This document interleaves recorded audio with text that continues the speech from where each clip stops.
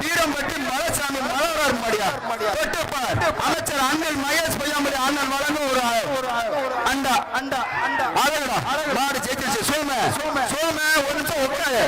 சோம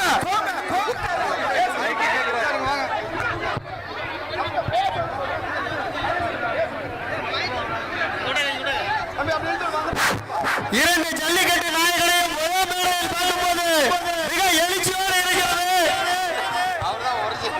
வருகிறது